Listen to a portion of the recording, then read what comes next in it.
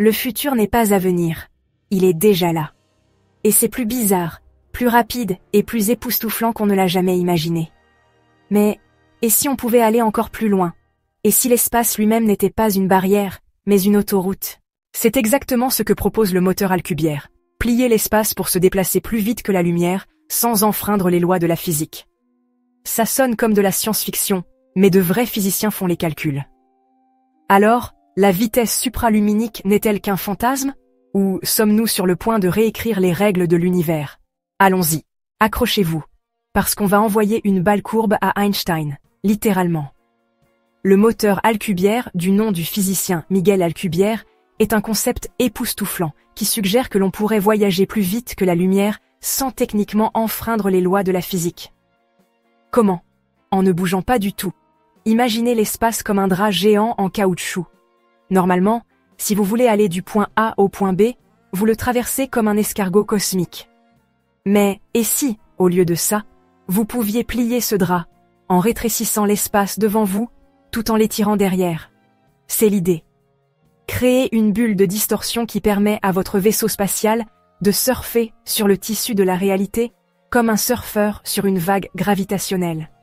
Puisque le vaisseau lui-même n'accélère pas au-delà de la vitesse de la lumière, seul l'espace le fait, il respecte techniquement les règles de la relativité. Ça a l'air parfait, non? Eh bien, pas si vite. Il y a juste un petit problème. Alimenter ce truc nécessite de l'énergie négative, ce qui est l'équivalent physique de la monnaie du Monopoly. Théoriquement, la matière exotique pourrait fournir cela, et on en a vu des indices dans des effets quantiques comme l'effet Casimir. Mais en fabriquer assez pour alimenter un moteur à distorsion? C'est comme essayer d'alimenter sa voiture avec l'énergie d'une seule décharge électrostatique. Sauf qu'il vous en faut une quantité quasi infinie. Et même si on pouvait générer de l'énergie négative, il y a le problème de la stabilité de la bulle de distorsion. Certains calculs suggèrent que la bulle pourrait s'effondrer, vous piégeant dans un purgatoire interstellaire. Ou pire, lorsque vous sortez de la distorsion, toute l'énergie accumulée pourrait exploser vers l'extérieur comme un coup de fusil cosmique. Oups! Malgré tout ça, l'équipe EagleWorks de la NASA a cherché des moyens de réduire les besoins énergétiques, et certains physiciens pensent même que l'énergie noire, la force mystérieuse qui accélère l'expansion de l'univers, pourrait être exploitée pour cela. Et c'est là que les choses deviennent vraiment bizarres.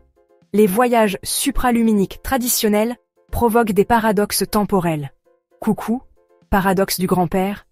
Mais comme une bulle d'Alcubierre maintient le vaisseau à l'intérieur de l'espace-temps normal, elle pourrait contourner ce problème. Peut-être. Si jamais on parvient à maîtriser cette technologie, l'univers passerait d'un vide vaste et inaccessible à quelque chose d'aussi accessible qu'un road trip à travers le pays. Des étoiles qui prendraient des millions d'années à atteindre pourraient n'être qu'à quelques jours de distance. Le rêve de la colonisation interstellaire, d'abord imaginé dans la science-fiction, pourrait devenir réalité. Mais pour l'instant, le moteur Alcubierre reste un « et si » alléchant. Aucune loi de la physique ne l'interdit formellement, mais les besoins énergétiques et les obstacles techniques le maintiennent dans le domaine de la spéculation.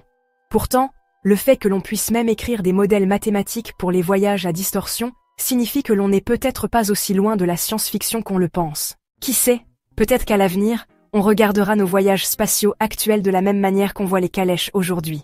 Je vous laisse en discuter dans les commentaires. Si vous aviez un moteur Alcubierre, quel est le premier endroit de l'univers que vous visiteriez? Vous pouvez nous soutenir en vous abonnant, si ce n'est pas déjà fait.